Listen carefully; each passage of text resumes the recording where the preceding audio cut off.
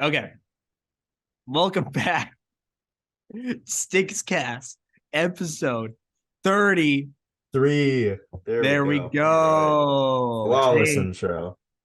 amazing intro. It's as First if take too. it's our first take. Like, oh my god, it's raining. Whatever. We're gonna fucking do it. I don't even care. I Right. don't this is God testing us. All right. Um, but More like God testing you, but yeah. Okay, we'll go with it. Yeah. oh my god. All right, we'll see how much rain adds up on my keyboard. All right. But yeah, today we're gonna be talking about Lost in Translation. Here Um, we are. but before we do that, Isaac, how was your spring break? It was pretty good. It was pretty good. How was yours, Nels? I mean, mine's just started, so went skiing the weekend. Mm-hmm. So that's why my face is kind of just red. Right. Right. Where'd you go skiing? Last weekend. No, where? Oh, Crystal, Oh, cool. Okay. but it was rainy for one, or it was sunny for one day. Mm-hmm. Um, and then because of like acne medication, it like intensified my like face, and so I just got a ton of solar radiation. But Right. that was kind of nice though. But yeah, it's a great day skiing. The whole week before, I was like miserably sick, so Mm-hmm. that's why I meant, when we were just casually talking, not like a previous, take, as if we would do multiple takes of the We intro. don't do that here. Come on. Yeah, yeah. That the week I was both taking finals and I was like intensely sick, so I was super miserable. Just not Mm-hmm. fun at all. Right. Mm-hmm. But what you gonna do? So Yeah, speaking of sickness, for our last official coverage on Burundi for a long time, because we're switching up those countries. Um, speaking of sickness, they're having their first polio outbreak in over 30 years. oh no. So not a not a great time. No. Yeah. Um, Oh, that's yeah, horrible. so a bunch of the officials are saying that, and from the WHO, the World Health Organization, they're saying that it's right now their main theory is that this current strain, it's like the oral strain that comes from the medication, so they think it might have actually had something to do with vaccines. So take that as you will. But so it's mainly in children ages like below 7, so they're start instituting some public health policy. But not a great time, not a great time. um that being said, good news from Africa News is that they're also aiming to make access to clean water available to all. So you lose one, you gain one, little bit of net positive, hopefully in like 10 years. But But the, yeah. the thing about that type of headline is you can't really riff on it. It's like there's nothing. Um, but damn, um, Damn. that's tough. Yeah, I don't. Yeah. No, Oh, indeed. wait. So you said with the polio, how many people had it as of that outbreak? I didn't read that part. I can check. They're saying they don't know an exact figure. Uh, Sorry, one second. Oh my God, where is that? So they have, it's been diagnosed in an unvaccinated 4-year-old child in the western part of the country and in 2 other children who were contacts of the child. Hmm. Um, so they found traces of the virus in sewage samples, which confirms the circulation of it.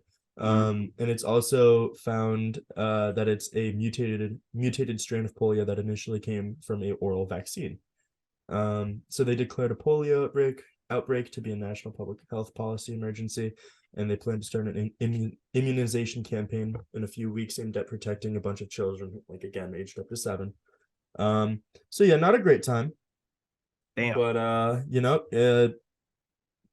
hey, in order to go uphill, you got to go downhill. Am I right or am I right? Come Okay. on. Oh All no. All right. right, Isaac. That. All right. That solidified it. I think we have to move on from Burundi after that. That Yeah. is. Yeah. Oh, Do you want to select that country right now, or is that next time? let's let's do it really quick All though. right. So I'm gonna somewhat shift to the left so there's coverage. I'm gonna show a picture in the video version of this podcast. Wait, just to show you how much rain has developed on my keyboard. Oh, But you're just taking a picture. let me You shit. got a little like overhang right there. Yeah. Just do it right there. Okay, and then let me move my shit that I was using it. What a fucking shit show. All right.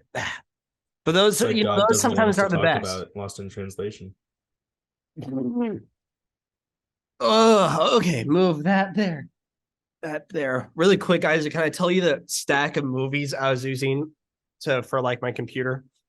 Yeah, So we got Planet Earth. beautiful, Um, then we got Charlie Brown, Thanksgiving, classic. Dragon Ball Season 1, Don't know about that one, but all right, you do you. Scooby Doo and Zombie Island, classic. Save some women for the rest of us. All right, Nels, come on. Flight of the Conchords Season 2. And this is oh God, Downfall. All right. So just a good old fun mix of films. All right, let's see. Oh, this looks so weird. All right, perfect. Well, I mean, Isaac, we can just get straight to the film then. I mean, since Yeah, you let's do it. had that really good transition um to it. So, Isaac, do you want to do the plot summary? Because I'm like holding my computer. Yeah, sure. Let me pull it up real quick. Thank All you. right. Although it's a very simple movie, I could just like ad lib it, but I'm gonna pull up the real one. Oh man, and one. All right.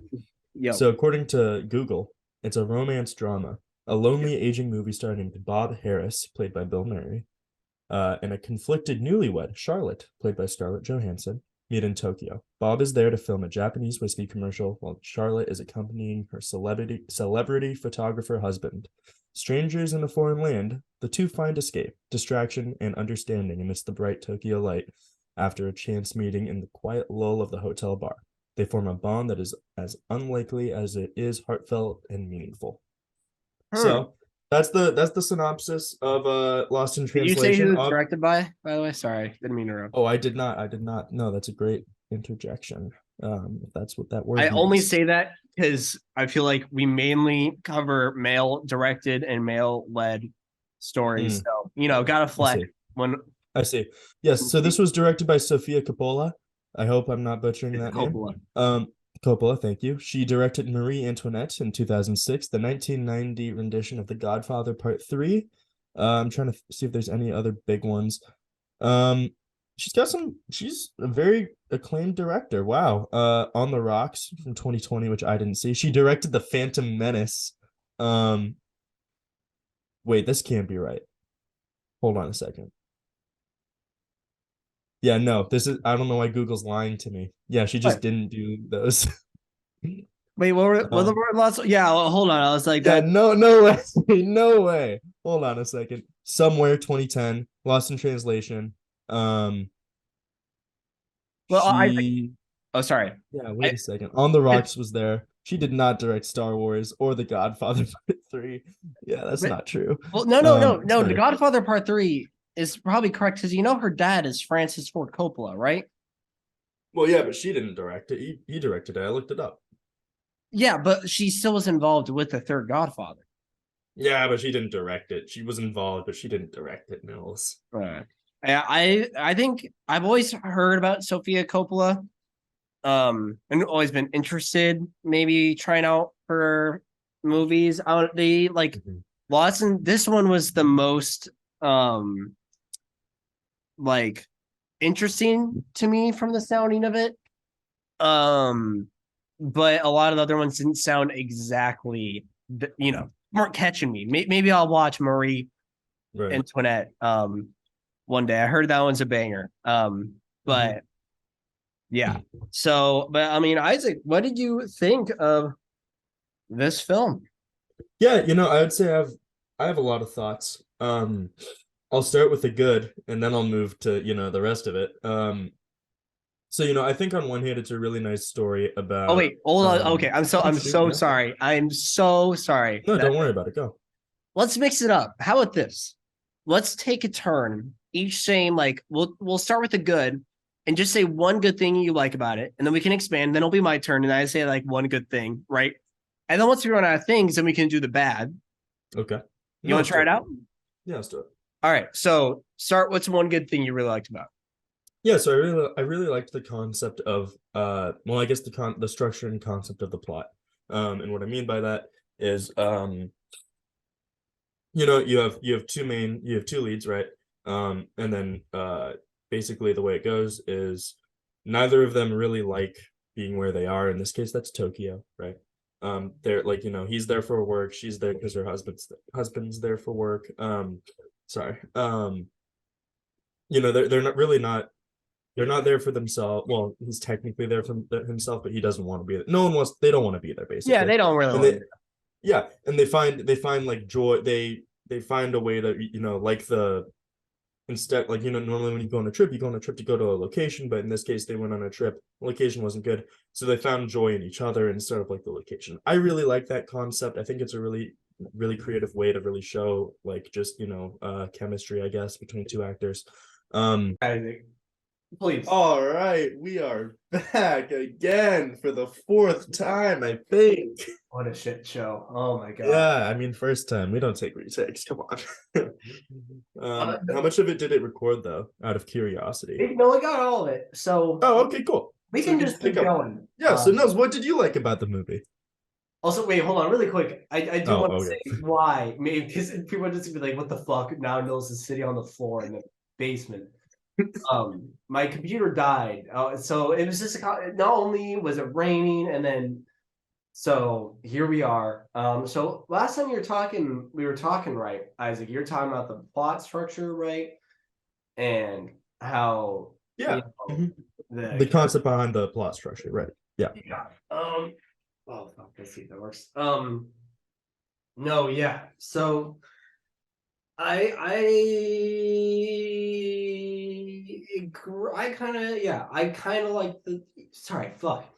I like the plot on paper a lot. Right. In terms of it's really interesting of having two people in completely polar opposite ends of marriage, right? Where you have someone who's very recently in marriage, right? And torn as whether they should be in it or not. And then you have someone who's now been in it for 25 years, right? And they're both experiencing a similar, a similar like sense of regret or discontent, this kind of confusion. And yeah, that's where they find that bond. But yeah, I mean, I think on paper, that's probably one of the strongest parts. And then, yeah, in terms of like bringing it into Tokyo, I think I don't know. I think a lot of people have called this movie racist. I'm not gonna go down there. It's because here's the thing.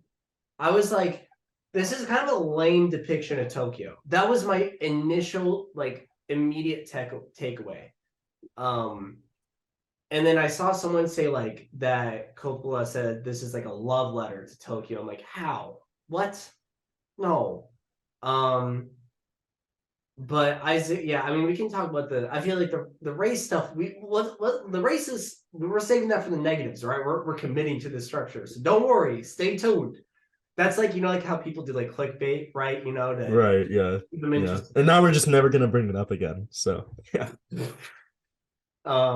But yeah. I mean, and then yeah, using like Tokyo as like for the translation and to make them feel confused. I mean, because there's a part of it that is real in terms of like when you are on vacation, especially like in a foreign country, there is a sense of like, whoa, you feel maybe a little isolated at points. So yeah, of course. it's interesting way than where these characters are. It is like if you're gonna put them in a scenario where they even feel even more loneliness, I think that can work. Especially like in a city. But yeah, so and then all right, Isaac, what was another positive you saw from this film? Well, just to touch a little bit on what you just said. Yeah. So I agree. I think it's definitely an interesting dynamic to think of. But I also think a really important aspect of this film to remember is while you certainly can, compare it to, what it's like on vacation and how isolating it is, right? I think that another aspect that's pretty important is how they aren't there for vacation, right? He's there to shoot like a $2 million whiskey commercial, and she's there to like support her husband, who's like some famous photographer. And so they're literally just like stuck somewhere where they don't really know anything about, the culture, the location, the people, anything like that. So yeah, I think it's definitely an interesting dynamic to really, I guess, communicate, right? Um, in terms of other things I liked about the film, I think the set design was fantastic. It really, I mean, it's Tokyo, right? Um, and I think that What do you think was like? Sorry, I'd like to question. What do you think okay. was like designed? Do you because I feel like they mainly just shot on set of some like hotel. So I'm curious. Yeah. No, I Oh, mean it's just like their selection of venues really. Because okay. they get really called like there's not really a lot of like stale shots in the film, right? Even the elevator, like, it has Hmm. some sort of like thought process to why they selected it. Um, and I think they did a really good job with like using the cinematography to kind of like escalate that, right? Um, all the clubs are like really, it's like super dim, right? And then the only kind of like little source of light is right above Bill Murray's face. So you can perfectly see like all of his facial expressions and all of that, but you can't really make out anything else, which I really liked.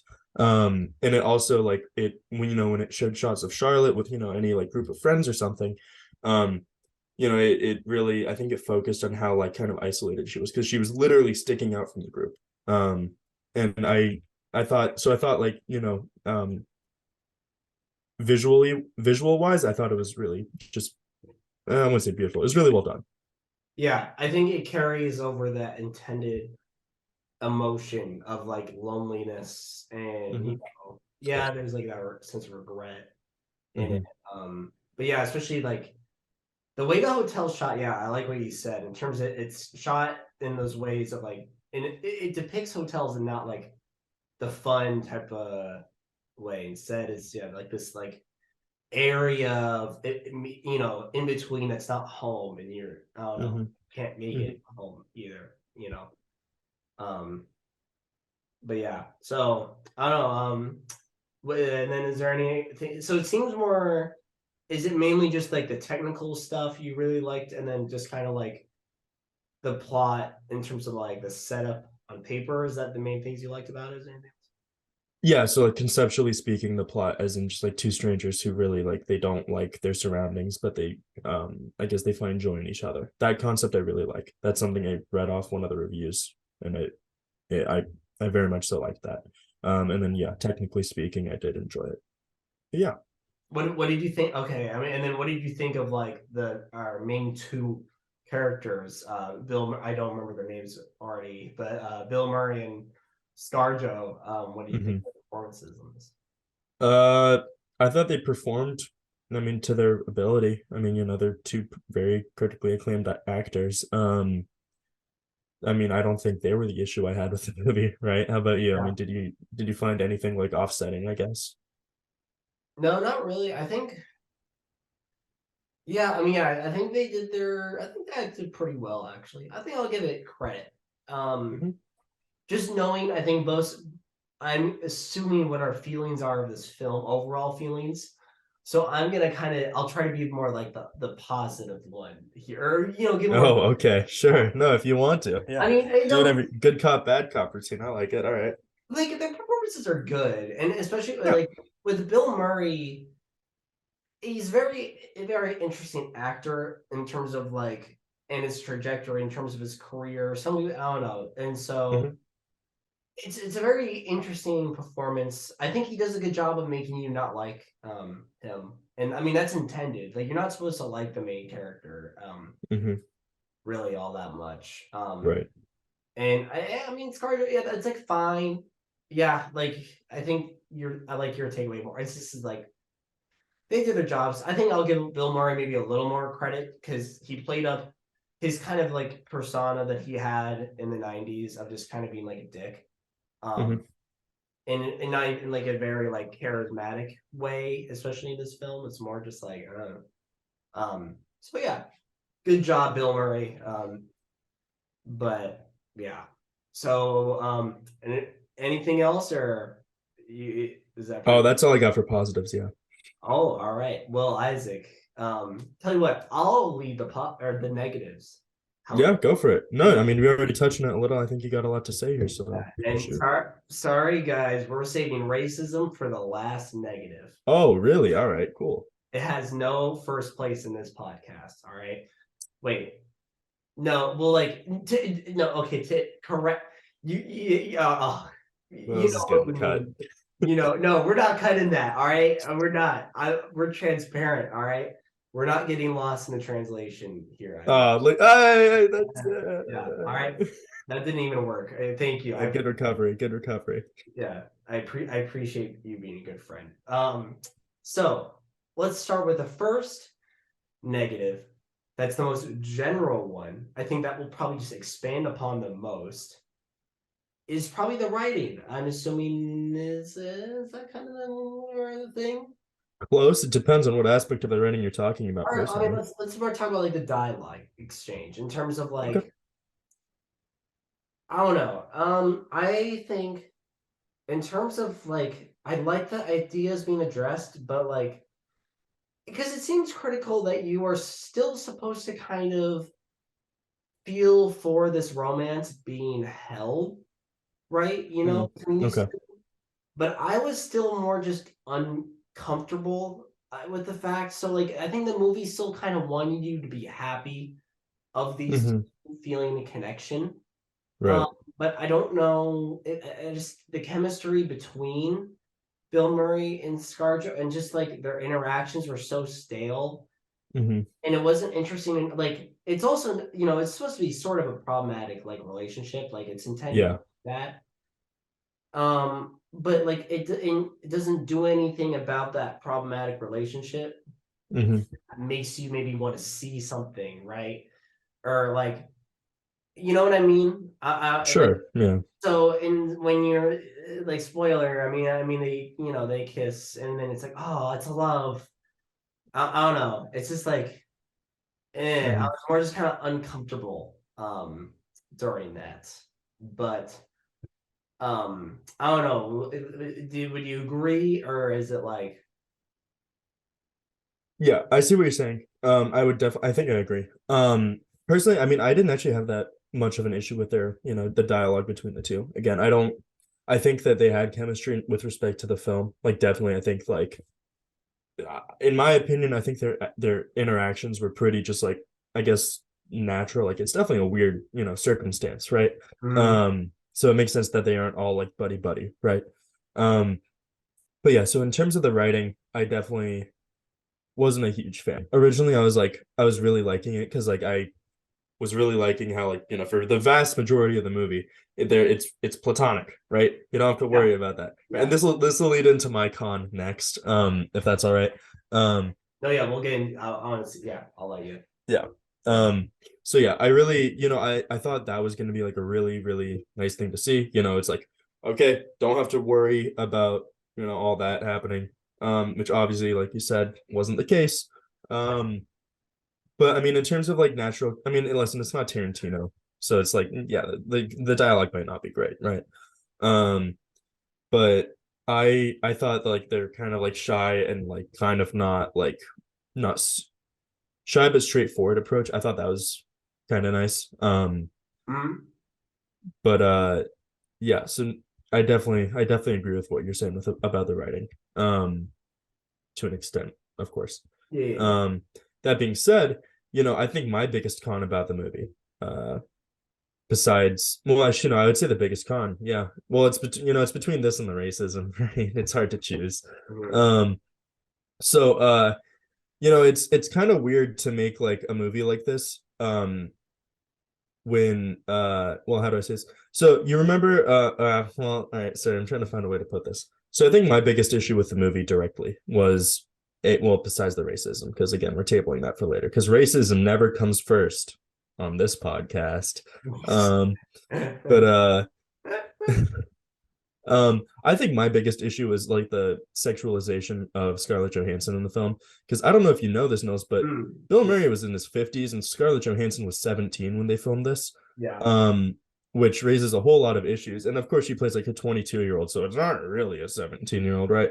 But I just have a lot of issues with that because I think that like, you know, sorry, I think that there's a lot of issues, obviously, with the whole film industry and a lot of other industries of like sexualizing women, especially young women, and then with like older men. I think that's really problematic. And that's why I was like really, really disappointed to see the ending when they end up kissing, because it's like, okay, well, that like kind of that throws the whole dynamic that I really liked out of the window, right? Um, so I wasn't a big fan of that. And obviously, it's just cast someone who's like not 17. It's not hard. I mean, it's pretty straightforward. Maybe cast a 22-year-old. But like, so I wasn't a big fan of that. I would say that was definitely my most like the most significant, again, besides the racism, gripe with the film. Just because it really rubbed me the wrong way, and that wasn't really good to see. But yeah, that's me, man. What you got any thoughts on the sexualization of minors? Yeah, it's not cool. It's pretty. Yeah, hey, right There you answer. All right, go. that's Yeah, all you no. needed to hear. It's interesting to bring up because like it's directed by a prominent female director and stuff like that. Yeah, I because I didn't know that when watching the film. Right. So like what during my viewing experience, it wasn't like knowing it's still so yeah, like I wasn't thinking that while watching, but then when I read about that after, I was like, oh, and so it kind of even tainted Right. the experience even more for me. But yeah, I mean, yeah, it's just not cool. Yeah, just not good. Yeah, right. There's not Um, really a good way to do it. and then I don't know. I think another. Oh, I think also a big component. No, okay, I'll say that because then that's an easy transition to the racism. All Almost, right, there you go. almost Almost there. there. Almost there. I think, and then this is the biggest one, but I think also this film, it's just not for me. Yeah, In fair. a sense, this is kind of a very similar genre.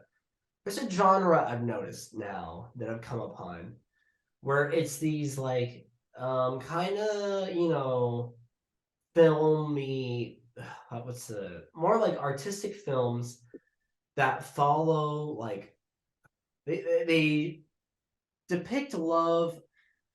I'm comparing this film to that Wong Kar-wai film that's really popular. That's an all red. Give me a second. All right, take your time. Do, do, do, do.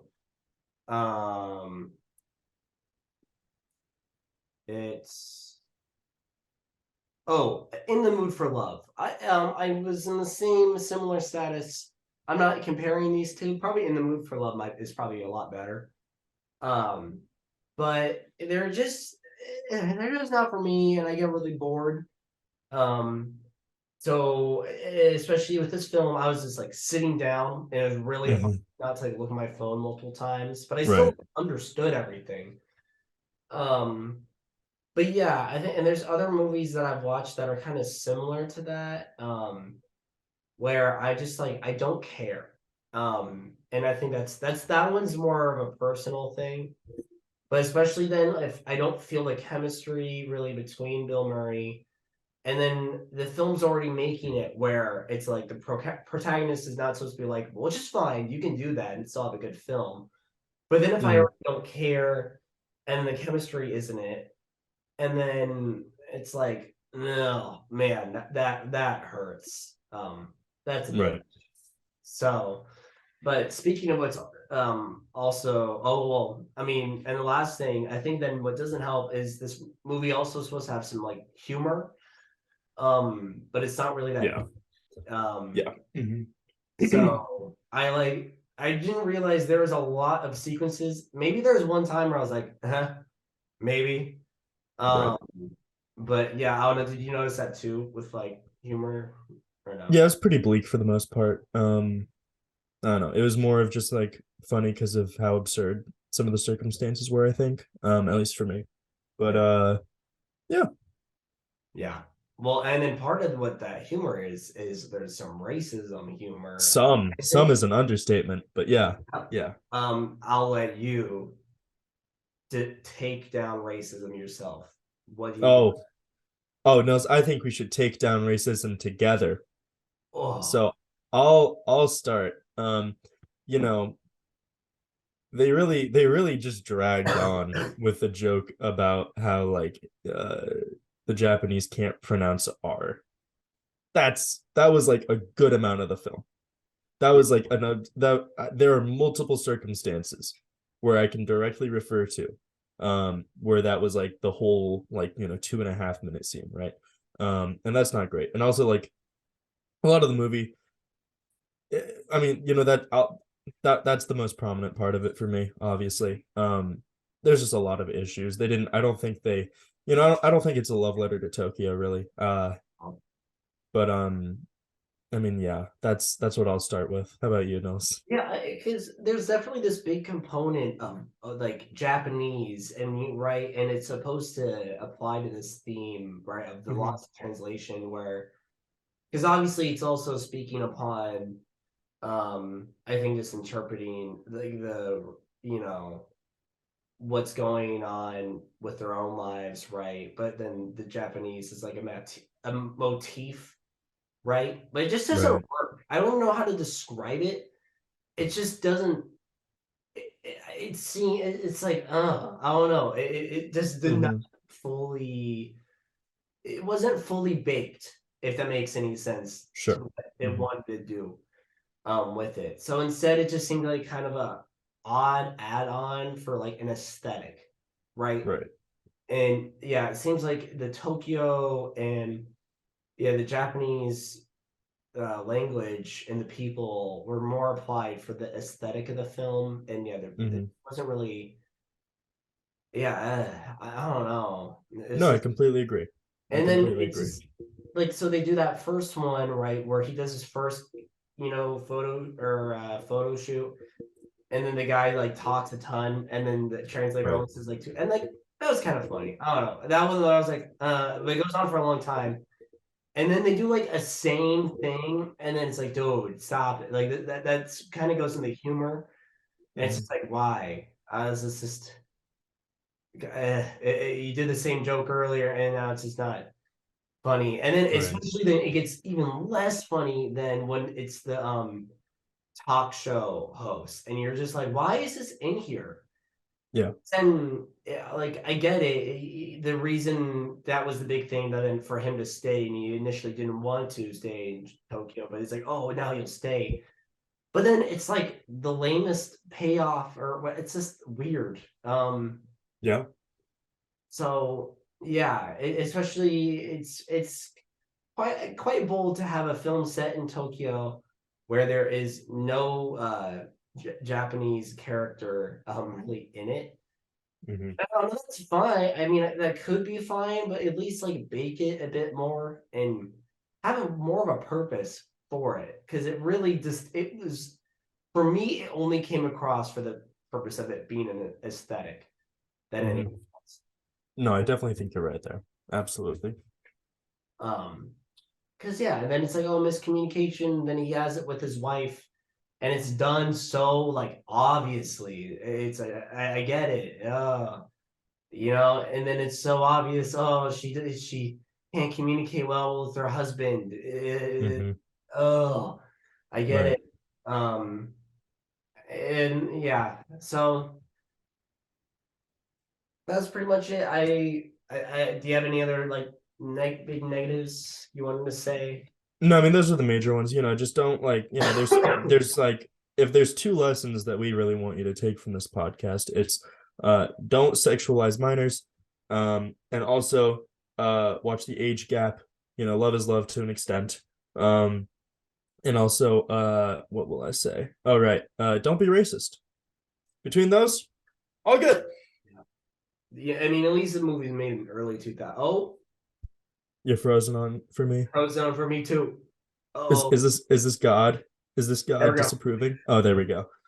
Um, yeah. So I pretty much my concluding like overall takeaway was that this was, for me, it was an okay. It was fine. It was a fine Yeah. movie. I can maybe see why a lot of people liked it. But part of it is that it wasn't for me. And the biggest thing is that its aesthetic of it being in Tokyo isn't really done more than for it being an aesthetic. And I think the lack of chemistry doesn't really help either. Right. So as a result, I'm giving it a 3 star. All right. Well, Isaac. that's interesting, Mills. I gave it a 2. And that's a pretty low score. But I guess my thinking behind it is the parts that I really liked about the movie, at the end, they really just got thrown out the window. If they had just kept it like platonic and stuff, I think I would have rated it like a 3 or maybe a 3.5. But like I really just don't like the way they developed the plot. But so I gave it a 2. It was platonic. Yeah, I was like, oh no, it's not gonna be Mm-hmm. platonic. I was like, Right. uncomfortable. Right. But yeah, so I watched it. No, I watched it too, man. Is that the first time I've rated it movie higher than you on this podcast? Well, besides the Oscars one, I think, because there's like maybe one. I don't know. We might have to look back in the records for that one. But Yeah. it's definitely possible. No, I think you've definitely rated stuff higher than me. You've definitely rated stuff. Oh god, what was it? You probably rated Tokyo Godfathers higher than me. Maybe. Tokyo Godfathers. Yeah. Now, see But that or Paprika, one of the two. Yeah. those are movies that know how to use Tokyo better than this fucking film.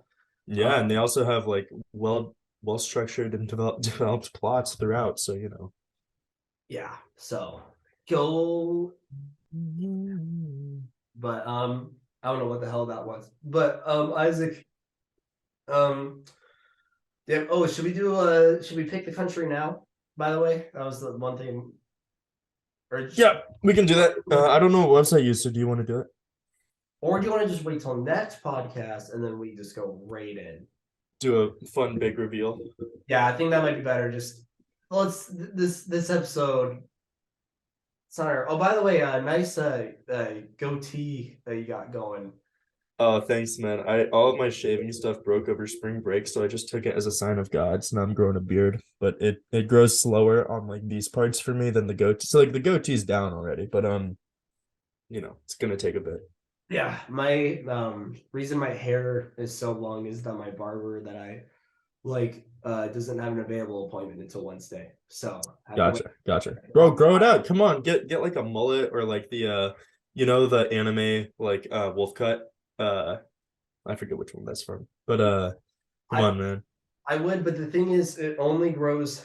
This is all it grows. It goes here and Yeah, the sides, but like right. that's it. It doesn't do a cool like long thing. It just kind of wraps around the head. Well, you gotta grow it. You gotta grow it out in the back for it to do the long thing. No, but it doesn't really go like that. That's the thing. Oh, really? It takes too long, so this grows out of wrap. It's not worth it. Ah, gotcha. All right. Well, that's a damn shame. Yeah. So, but yeah, before ending this podcast, Isaac, if someone's still listening to this, what's your big piece of advice for this person for their week? Sorry, I don't mean to put you on the spot. No, that's a very good question. Advice for the week. Um, if you get married, marry the right person. Ooh, that's a good Yeah. one. There we go. Yeah. If you're planning on marrying someone this week, listen, Yeah. make sure you're marrying the right person. Yeah. Maybe get a consultant about it first, but take your time. Yeah. I guess just take your time. That's probably a better piece of advice and more generalizable. Yeah, just take your time, take a few deep breaths, and just let the week stroll right by.